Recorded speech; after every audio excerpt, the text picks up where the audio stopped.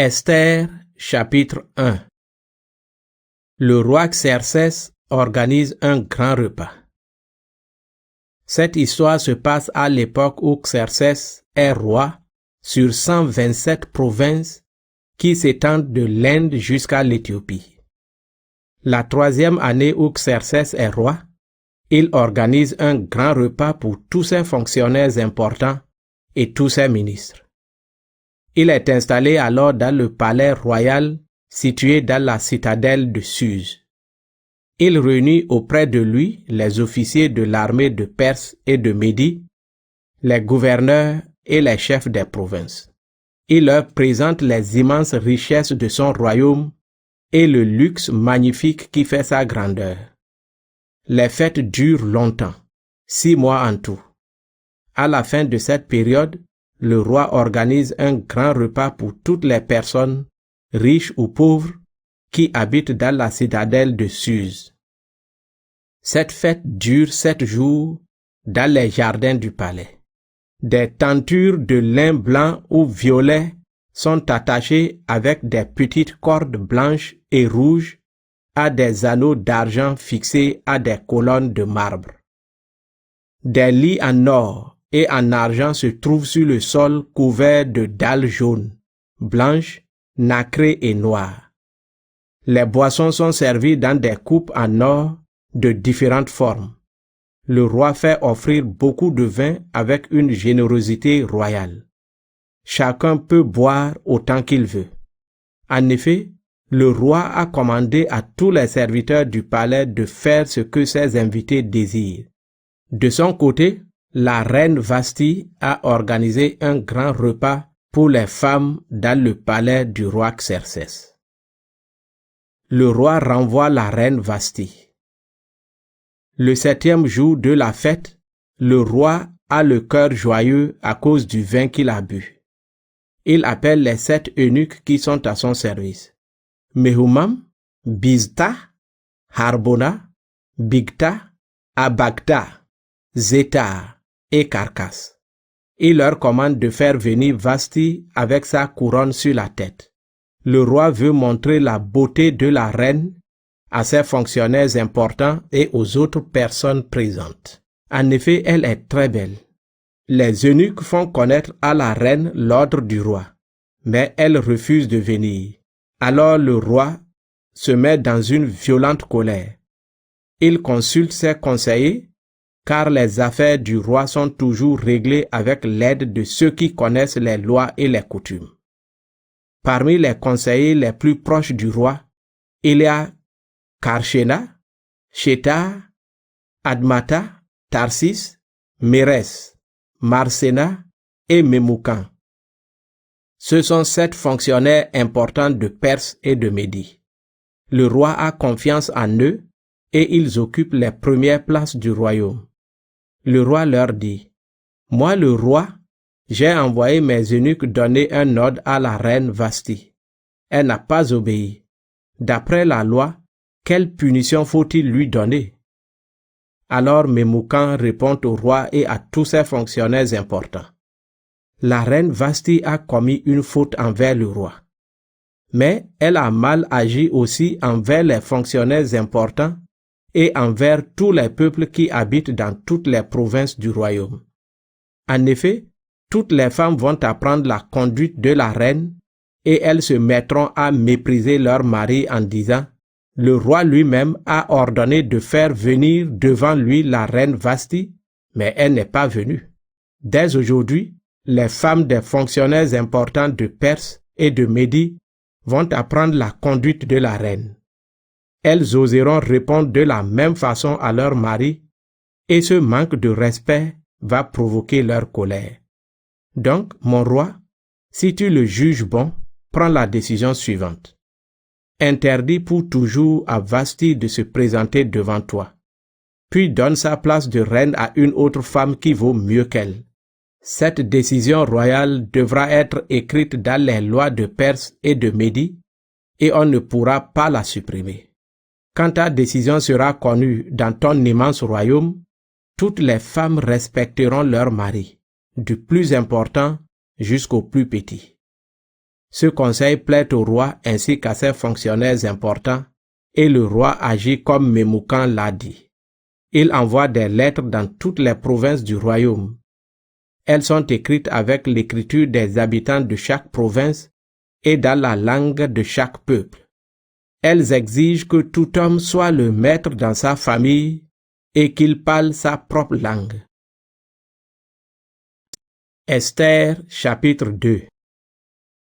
Esther devient reine. Après ces événements, la colère du roi Xerxès se calme. Mais il se rappelle comment Vasthi a agi et la décision prise contre elle. Alors les hommes qui sont au service du roi lui disent: « On devrait chercher pour toi, notre roi, des jeunes filles très belles qui n'ont pas encore été avec un homme. Désigne donc des fonctionnaires dans toutes les provinces du royaume. Ils amèneront toutes les jeunes filles très belles dans la citadelle de Suse, dans la maison des femmes. Hégé, l'eunuque chargé de cette maison, prendra soin d'elles et il leur donnera des produits de beauté. La jeune fille qui plaira le plus au roi deviendra reine à la place de Vasthi. » Cette idée plaît au roi et c'est ce qu'il fait.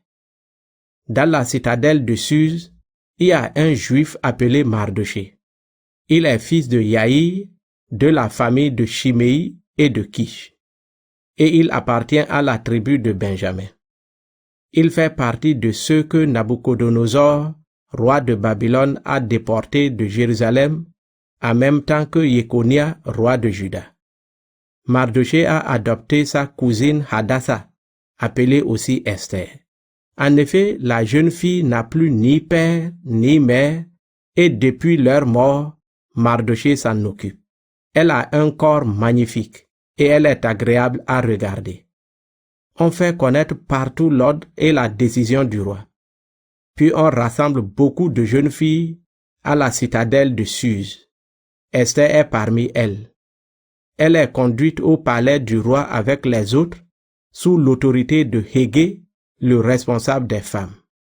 Esther plaît beaucoup à Hégé et elle gagne sa faveur. Il lui donne aussitôt tout ce qui est nécessaire à sa beauté et à sa nourriture.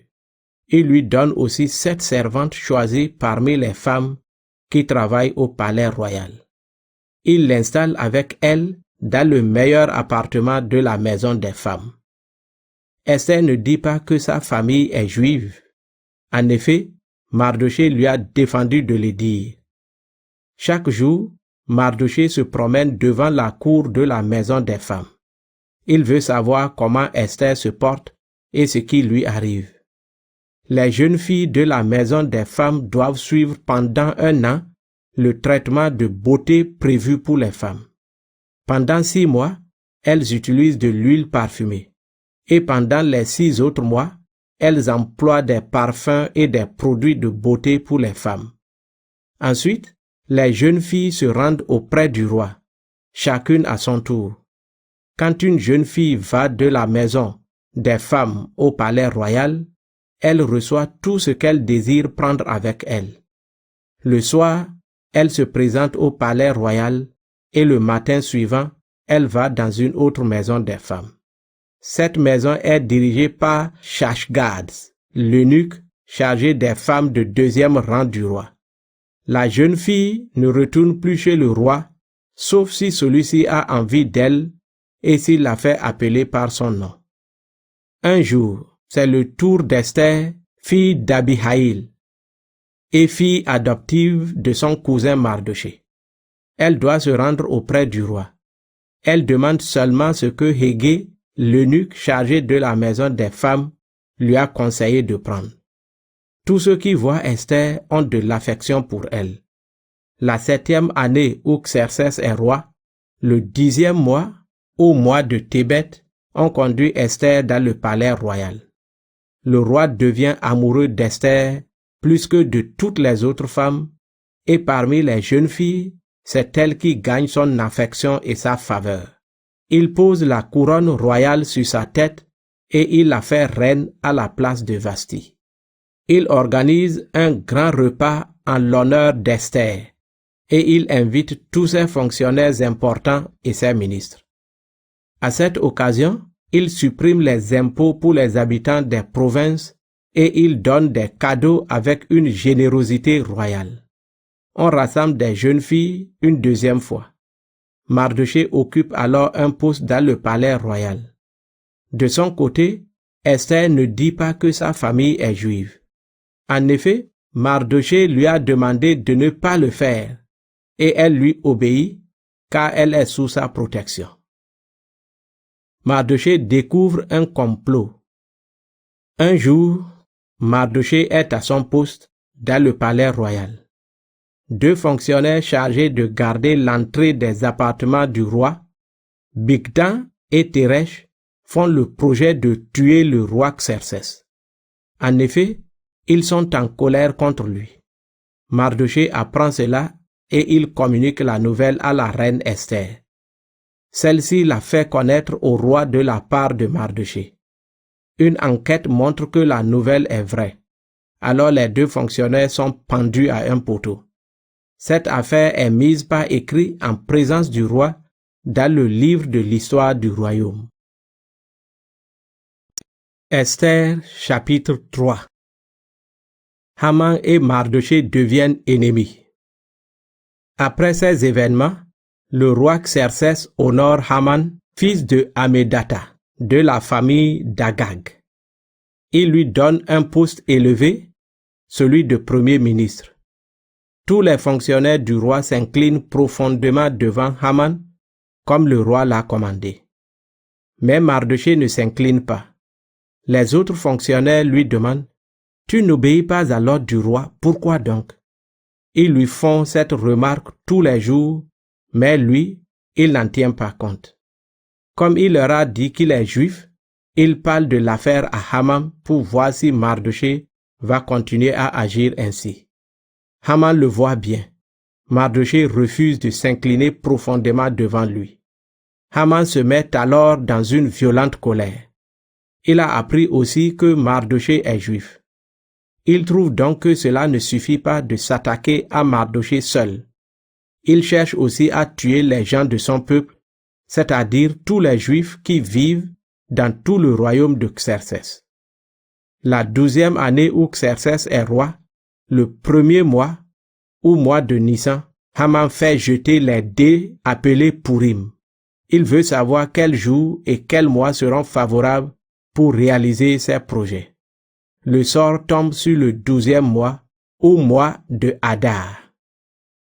Haman prépare la mort des Juifs. Haman dit au roi Xerxès, « Il y a un peuple particulier qui habite un peu partout dans toutes les provinces de ton royaume. Ces gens vivent à part au milieu des autres peuples. Leurs coutumes sont différentes de celles des autres peuples et ces gens-là n'obéissent pas aux lois royales. Ce n'est pas dans ton intérêt de les laisser tranquilles. Si tu le juges bon, donne par écrit l'ordre de les tuer. Alors je remettrai 300 tonnes d'argent aux fonctionnaires qui administrent le royaume. Ils les verseront dans le trésor royal. Le roi enlève la bague qu'il porte au doigt. Il la donne à l'ennemi des Juifs, Haman, fils de Hamédata, de la famille d'Agag. Le roi dit à Haman, « Garde ton argent et ces gens-là, traite-les comme tu veux. » Le premier mois, le 13 du mois, on réunit les secrétaires du roi. Selon les ordres de Haman, ils écrivent des lettres et les envoient au préfet du roi, aux gouverneurs de toutes les provinces et aux chefs des différents peuples. Ils les écrivent avec l'écriture des habitants de chaque province et dans la langue de chaque peuple. Les secrétaires les signent au nom du roi Xerxès et ils appliquent dessus la marque de sa bague. Ils envoient des messagers porter ces lettres dans chaque province du royaume. Elles donnent l'ordre de tuer, de détruire, de supprimer tous les Juifs, jeunes et vieux, femmes et enfants, et de piller leurs biens. Cette destruction doit se faire en une seule journée, le 12e mois ou mois de Hadar, le 13 du mois. Dans chaque province, la lettre reçue doit être considérée comme une loi. Elle doit être communiquée à tous les peuples pour que chacun soit prêt à agir le jour fixé. Sur l'ordre du roi, les messagers partent très vite et ont fait connaître la décision dans la citadelle de Suse. Le roi et Haman s'assoient pour boire alors que les habitants de Suse sont bouleversés. Esther chapitre 4. Mardochée demande à Esther d'agir auprès du roi. Quand Mardochée apprend ce qui s'est passé, il déchire ses vêtements, il met un habit de deuil et se couvre la tête de cendre. Il sort dans la ville et pousse de grands cris de douleur. Puis il arrive devant le palais royal et s'arrête. En effet, personne n'a le droit d'entrer dans le palais avec un habit de deuil. Dans chaque province du royaume, là où l'ordre du roi est arrivé, les Juifs sont bouleversés. Ils jeûnent, ils pleurent et font entendre des chants de deuil. Beaucoup portent un habit de deuil et se couchent sur de la cendre. Les servantes et les eunuques de la reine Esther viennent lui raconter ce qui arrive et la reine est effrayée. Elle envoie des vêtements à Mardochée pour qu'il enlève son habit de deuil, mais il ne les accepte pas. Alors Esther fait appeler Hatak, un des eunuques que le roi a mis à son service. Elle l'envoie demander à Mardochée ce qui se passe et pourquoi il agit ainsi. Hatak sort pour rencontrer Mardochée sur la place de la ville, en face du palais royal. Mardochée lui raconte tout ce qui lui est arrivé. Il lui parle aussi de la somme d'argent que Haman a promis de verser dans le trésor royal si tous les Juifs sont tués. Il donne également à Hatak le texte de l'ordre écrit publié à Suse pour supprimer les Juifs. Il lui dit: mets Esther au courant de la situation, montre-lui ce texte et explique-lui ce qu'il signifie. Dis-lui d'aller trouver le roi pour demander sa pitié, qu'elle le supplie pour le peuple auquel elle appartient. Hatak rapporte à Esther les paroles de Mardochée. Alors Esther le charge de répondre ceci à Mardochée. Tout le monde, depuis les serviteurs du roi jusqu'aux habitants des provinces du royaume, connaissent cette loi. Toute personne, homme ou femme qui entre dans la cour intérieure du palais sans être appelée par le roi doit mourir. Elle peut vivre seulement si le roi lui tend son bâton d'or. Mais cela fait 1 mois que je n'ai pas été appelé à me rendre auprès du roi. Quand Mardochée reçoit la réponse d'Esther, il lui fait dire ceci. Ne t'imagine pas que toi seul, parmi tous les Juifs, tu pourras échapper au danger, parce que tu vis dans le palais royal. En effet, si tu refuses d'intervenir en cette occasion, les Juifs recevront de l'aide d'ailleurs, et ils seront sauvés. Mais toi, tu seras tué, et ta famille n'existera plus. Et qui sait, c'est peut-être pour une situation comme celle-ci que tu es devenue reine. Alors Esther envoie ce message à Mardochée. Va réunir tous les Juifs qui se trouvent à Suse et jeûnez pour moi. Pendant 3 jours et 3 nuits, ne mangez pas et ne buvez pas. Mes servantes et moi, nous agirons de la même façon de notre côté. Puis je me rendrai auprès du roi, même si c'est contraire à la loi. Et si je dois mourir, je mourrai. Alors Mardochée s'en va et il fait ce qu'Esther lui a demandé. Esther chapitre 5. Esther se rend auprès du roi. Après 3 jours de jeûne, Esther met ses vêtements de reine et elle va dans la cour intérieure du palais devant les appartements du roi. Le roi est dans le palais, assis sur son siège royal en face de la porte d'entrée. Quand il voit la reine Esther debout dans la cour, il la regarde avec bonté. Le roi lui tend le bâton d'or qu'il tient à la main. Esther s'approche et touche le bout du bâton. Le roi lui demande: « Qu'est-ce qui se passe, reine Esther? Qu'est-ce que tu veux? Je suis prêt à te donner jusqu'à la moitié de mon royaume. » Esther répond: « Mon roi, si tu le veux bien, viens aujourd'hui avec Haman au grand repas que j'ai préparé pour toi. Le roi envoie tout de suite quelqu'un chercher Haman pour répondre à l'invitation d'Esther. Puis le roi vient avec Haman au grand repas organisé par Esther. À la fin du repas, le roi dit à Esther, « Qu'est-ce que tu veux me demander? Je suis prêt à faire ce que tu désires. Je te donnerai même jusqu'à la moitié de mon royaume. » Esther répond, « Ce que je demande, mon roi, si tu veux bien me montrer ta bonté, si tu es prêt à faire tout ce que je demande, viens de nouveau avec Haman au grand repas que je vais organiser demain pour vous. Alors, je répondrai à ta question. » Haman prépare un poteau pour pendre Mardochée. Ce jour-là, Haman sort de chez la reine tout joyeux et le cœur en fête. Mais à la porte du palais, il voit Mardochée. Celui-ci ne se lève pas et il ne lui montre aucun respect.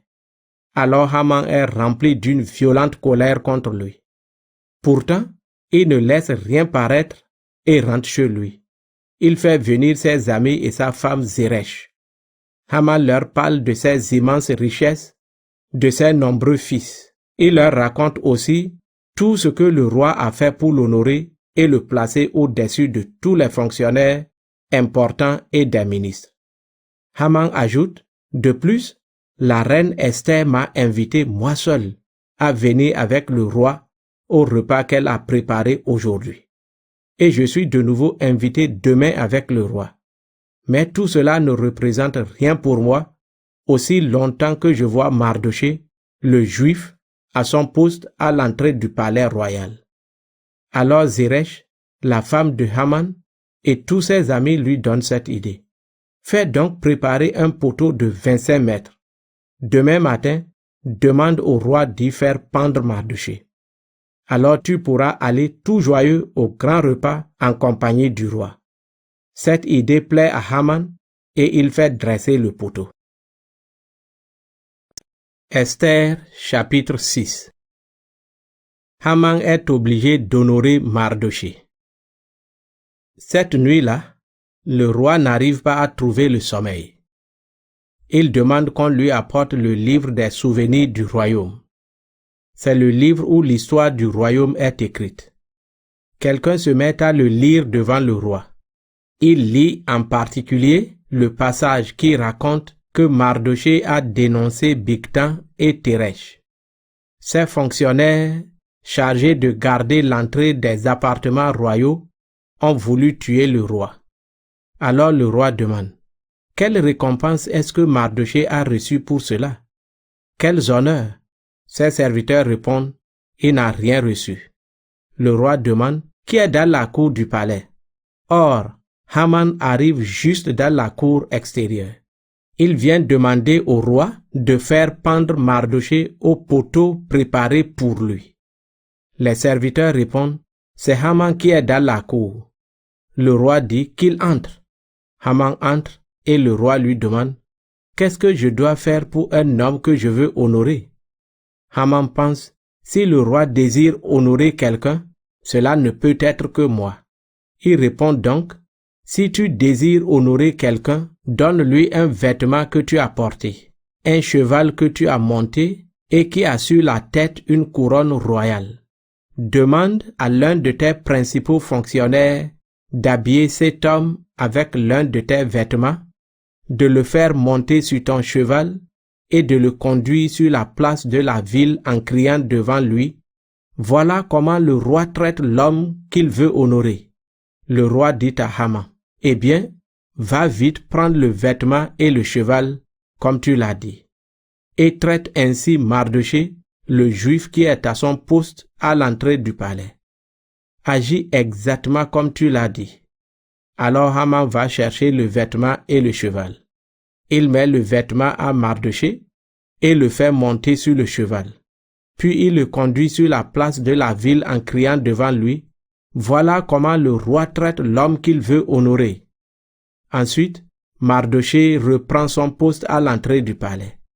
Haman rentre chez lui à toute vitesse. Il se couvre le visage pour cacher sa honte. Il raconte à Zeresh sa femme et à tous ses amis ce qui lui est arrivé. Ses conseillers et sa femme lui disent, « Ce Mardoché est un juif, et tu as commencé à être abaissé devant lui. Donc tu ne pourras rien contre cet homme, mais tu vas sûrement continuer à tomber toujours plus bas devant lui. » Il parle encore quand les eunuques du roi arrivent. Ils conduisent aussitôt Haman au grand repas qu'Esther a préparé. Esther chapitre 7. Haman est pendu au poteau préparé pour Mardoché. Le roi et Haman vont chez la reine Esther pour participer à un grand repas une deuxième fois. À la fin du repas, le roi dit de nouveau à Esther, « Qu'est-ce que tu veux me demander? Je suis prêt à faire ce que tu désires. Je te donnerai même jusqu'à la moitié de mon royaume. » La reine Esther répond, « Mon roi, si tu veux bien me montrer ta bonté, et si tu le juges bon, laisse-moi en vie et laisse aussi vivre mon peuple. Voilà ma demande. En effet, mon peuple et moi nous avons été vendus pour être tués, supprimés et détruits. Si on nous avait vendus seulement pour devenir des esclaves, je me tairais. En effet, ce malheur-là ne mériterait pas que je vienne te déranger. » Le roi Xerxès demande à la reine Esther, « Qui a osé former un tel projet? Où est cette personne? » Esther répond, « Celui qui est contre nous, notre ennemi, c'est Haman, cet homme mauvais. » Alors Haman se met à trembler de peur devant le roi et la reine. Dans sa colère, le roi quitte la table et sort dans le jardin du palais. Haman voit que le roi a déjà décidé son malheur. Il reste pour supplier la reine Esther de lui sauver la vie. Il se laisse tomber sur le lit où elle se trouve. À ce moment, le roi revient du jardin dans la salle du repas. Il s'écrie, « Est-ce que cet individu veut en plus faire violence à la reine sous mes yeux dans mon palais? » Quand le roi dit ces paroles, les serviteurs cachent le visage de Haman avec un tissu. L'un d'eux, Harbona, dit au roi, « Haman a justement préparé un poteau pour pendre Mardoché, l'homme qui t'a sauvé la vie. Ce poteau est dressé devant la maison de Haman. Il a 25 mètres de haut. » Le roi répond, « Eh bien, pendez Haman à ce poteau. » On pend donc Haman au poteau qu'il a préparé pour Mardoché. Ensuite, la colère du roi se calme. Esther chapitre 8. Le jour même, le roi Xerxès donne à la reine Esther tous les biens de Haman, l'ennemi des Juifs. Puis Esther apprend au roi que Mardoché est de sa famille. Alors le roi le fait appeler. Il prend la bague qu'il a retirée à Haman et il la donne à Mardoché. De plus, Esther charge Mardoché d'administrer les biens de Haman. Le roi autorise les Juifs à défendre leur vie. Esther parle de nouveau au roi. Elle se jette à ses pieds et en pleurant, elle le supplie de s'opposer au projet de mort que Haman de la famille d'Agag a formé contre les Juifs. Le roi tend son bâton d'or à Esther. Alors elle se relève et lui dit, « Mon roi, Haman, fils de Hammédatha, de la famille d'Agag, a écrit des lettres pour faire tuer les Juifs qui vivent dans toutes les provinces de ton royaume. Mon roi, si tu veux bien me montrer ta bonté, et si tu le juges bon, si ma demande te semble juste, et si tu as de l'affection pour moi, écris un autre texte pour supprimer l'effet de ces lettres. Car je ne pourrai pas supporter de voir un si grand malheur tomber sur mon peuple. Je ne pourrai pas supporter que les gens de mon peuple soient détruits. » Le roi Xerxès répond à Esther et à Mardoché le Juif. « J'ai fait pendre Haman parce qu'il menaçait la vie des Juifs et je t'ai donné tous ses biens, Esther.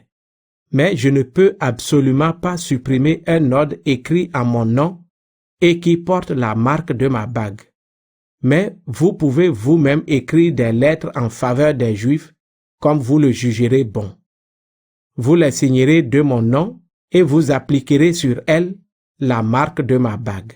Le même jour, le 3e mois, au mois de Sivan, le 23 du mois, on réunit les secrétaires du roi. Selon les ordres de Mardochée, ils écrivent des lettres. Ils les envoient aux Juifs, aux représentants du roi, aux gouverneurs et aux fonctionnaires importants des 127 provinces du royaume qui s'étendent de l'Inde jusqu'à l'Éthiopie. Ils écrivent ces lettres avec l'écriture des habitants de chaque province et dans la langue de chaque peuple. Ils les écrivent aussi dans la langue des Juifs avec leur écriture. On signe les lettres au nom du roi Xerxès et on applique sur elles la marque de sa bague. Ensuite, des cavaliers montés sur des chevaux spécialement choisis pour le service du roi sont chargés de les porter. Voici le texte de ces lettres. Le roi autorise les Juifs de toutes les villes du royaume à se rassembler pour défendre leur vie. Il leur permet de tuer, de détruire et de supprimer tout groupe de n'importe quel peuple qui les attaquera avec des armes dans n'importe quelle province du royaume. Ils peuvent tuer aussi leurs femmes et leurs enfants et piller leurs biens. Cette autorisation est valable partout dans le royaume de Xerxès pour un seul jour, le 12e mois, au mois de Adar, le 13 du mois. Dans chaque province, cette lettre doit être considérée comme une loi et communiquée à tous les peuples. Ainsi, ce jour-là, les Juifs seront prêts à se venger de leurs ennemis. Dès que Xerxès donne l'ordre de partir aux cavaliers montés sur les chevaux spécialement choisis pour le service du roi, ils s'en vont à toute vitesse. Puis on fait connaître l'ordre écrit dans la citadelle de Suse. Alors Mardochée sort du palais. Il porte le vêtement royal, violet et blanc, et dessus un vêtement blanc et rouge, ainsi qu'une grande couronne en or. La ville de Suse est remplie de cris de joie. Pour les Juifs, c'est une joie débordante, un immense bonheur, une victoire. Dans chaque province, dans chaque ville, partout où l'ordre du roi est arrivé, les Juifs dansent de joie. Ils organisent de grands repas et des fêtes. Beaucoup parmi les gens des autres peuples deviennent Juifs car ils ont très peur des Juifs. Esther chapitre 9. Les Juifs font mourir leurs ennemis. Le 13e jour du 12e mois, au mois de Adar arrive. C'est le jour où on devait appliquer l'ordre du roi et où les ennemis des Juifs espéraient remporter la victoire sur eux. Mais c'est le contraire qui se passe.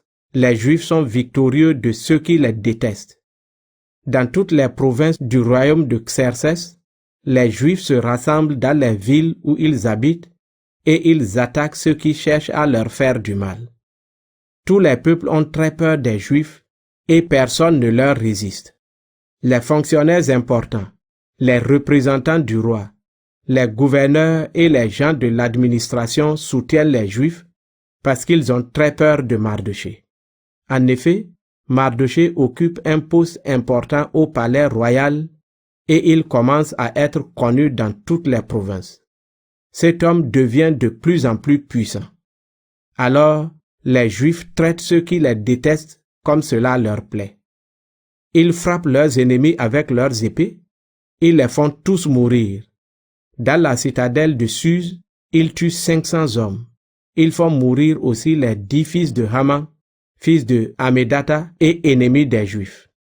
Ce sont Parchanedata, Dalphon, Aspata, Porata, Adalia, Aridata, Parmacheta, Arisaï, Aridaï et Vaezata, mais ils ne pillent pas leurs biens.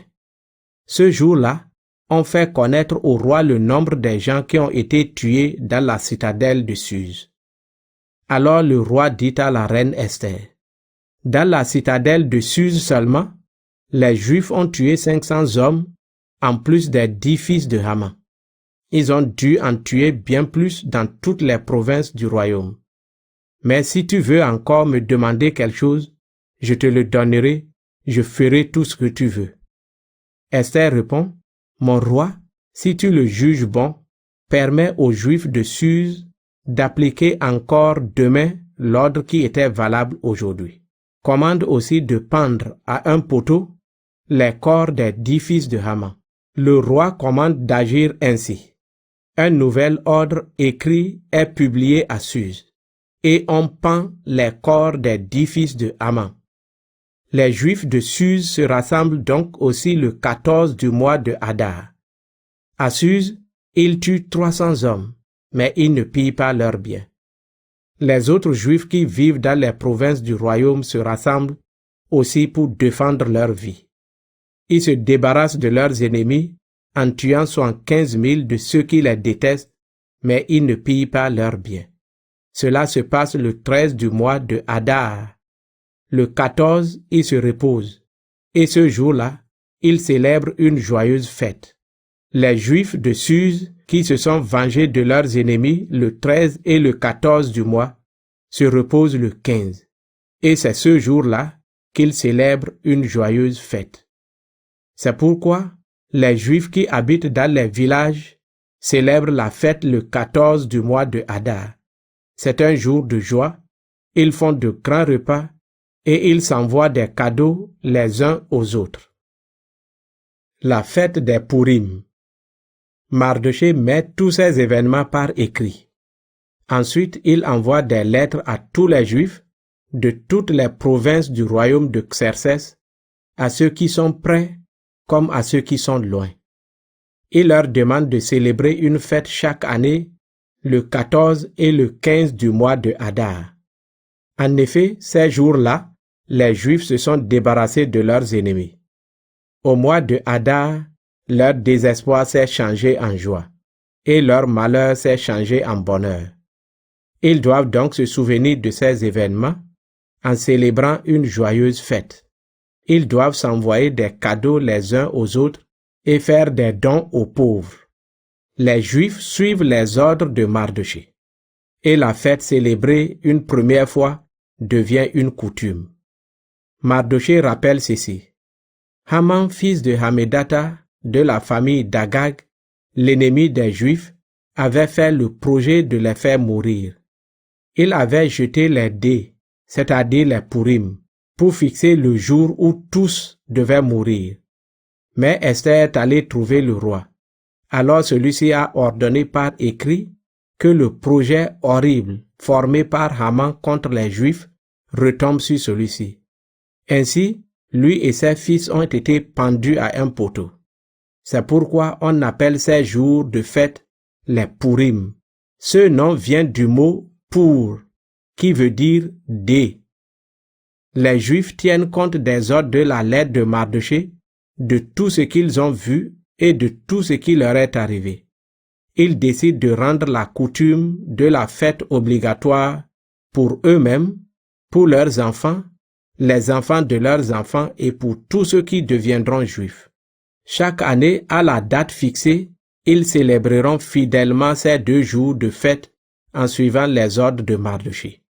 De génération en génération, chaque famille juive de chaque province et de chaque ville du royaume continuera à fêter les jours des Purim.